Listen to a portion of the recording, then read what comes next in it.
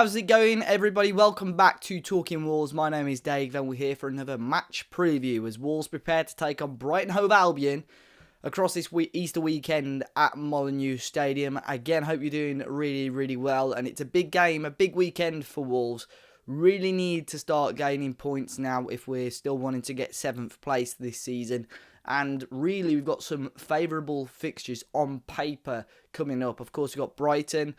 We've got Fulham as well still to play at Molineux. And of course, we do have Watford, Liverpool and Arsenal as well. A couple of games really crucial there. And I think Wolves have still got to get at least 9 points throughout the rest of the season, really, if we still want to get 7th place. Wolves will be keen to bounce back, though, after last weekend's defeat. Another poor display against one of the struggling sides. Southampton more or less now safe after their 3-1 victory over Wolves last weekend. Wolves having a lot of the ball, a lot of control, but just not doing enough going forward, really. And we're really hope that's going to change. But as always, we're going to start off with the match stats. These can be found over on our sponsors app, One Football. You can find a link to that in the top of the description down below. It's the number one football app out there for your live scores, your live football news, all your transfer gossip.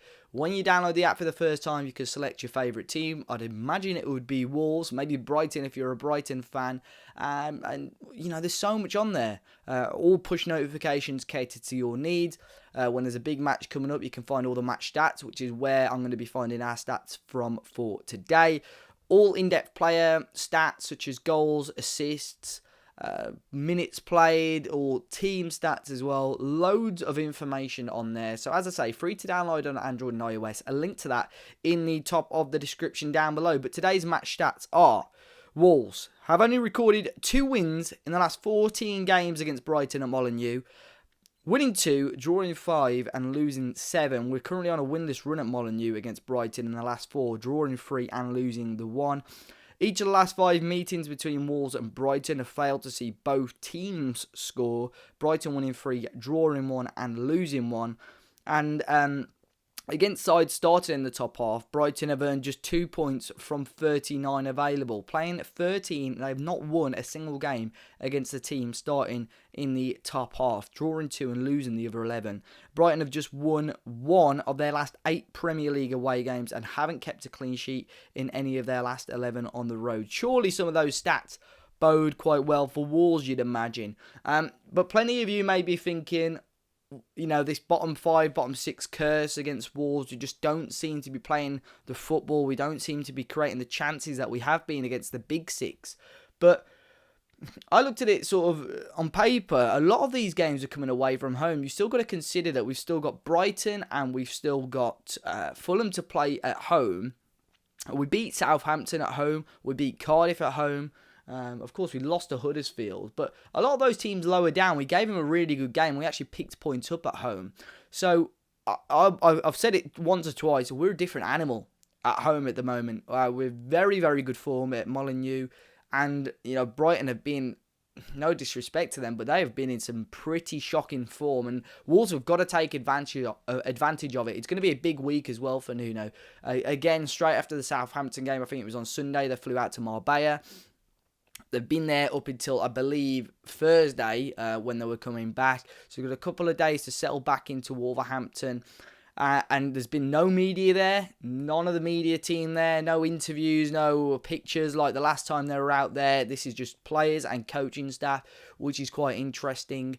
And it's going to be big. And I think there's a lot of pressure on Wolves to try and get something from this game on Saturday. In regards to Brighton, they're still going to be quite fragile after a massive defeat. Well, I'll say massive, not goal-wise, but position-wise, a massive defeat to Cardiff City. It's really between Brighton and Cardiff now, and all of a sudden, I think a lot of more pressure is being put on Brighton.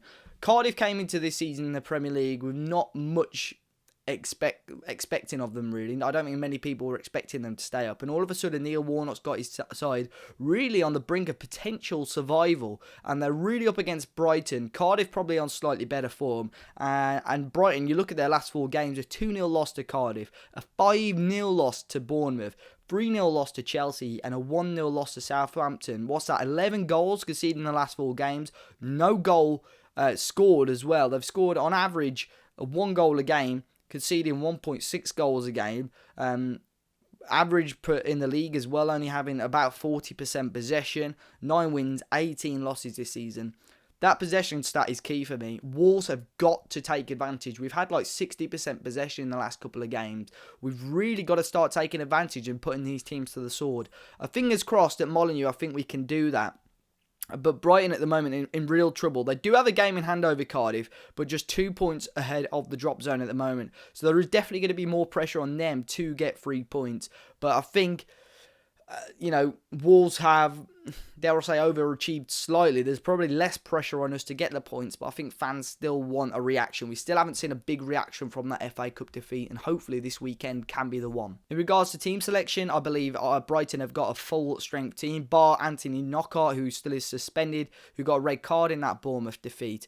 But Brighton have been lining up with sort of like a 4-3-3 type formation, with sort of 3 attacking players, playing anyone between Glenn Murray, Locadia and Andoni, and all 3 are starting to struggle to score goals. The goals have really dried up for Brighton. But on paper, they're 3 very capable strikers. Let's just hope they don't turn up at Molineux.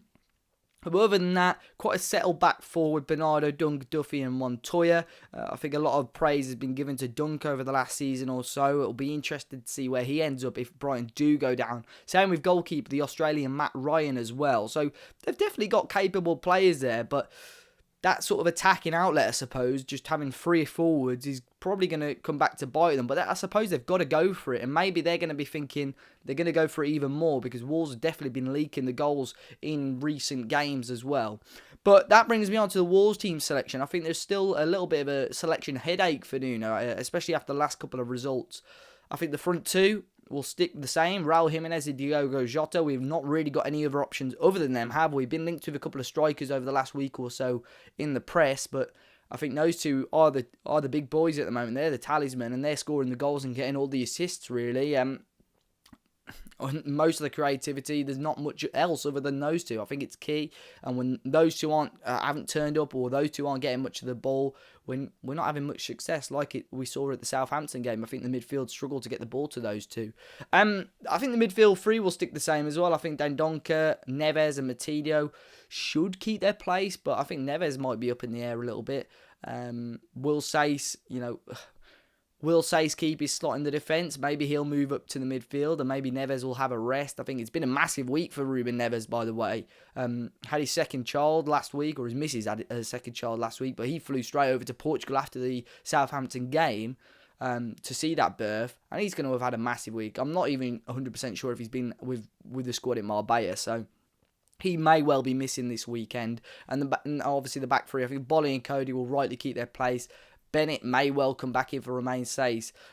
We look quickly at Wolves over the last few games, conceding 3 to Southampton. In the Premier League, we've conceded, 3, 4, 5, 6, 7 goals. If you include the Watford game, we've conceded 10 goals in the last sort of 10 games or so. So we do have to, 10 goals in the last 5 games or so. So we do have to be careful of that. And I think Wolves do need to freshen it up slightly. I think we're going to have full control of this game. I think we need to give the likes of Ruben Vinagre a start. I would not be surprised to see Ruben Vinagre start at left wing back. Could even see the likes of Adama starting at right wing back. It'll be very, very interesting to see what Nuno does on that front. Is he going to go for it?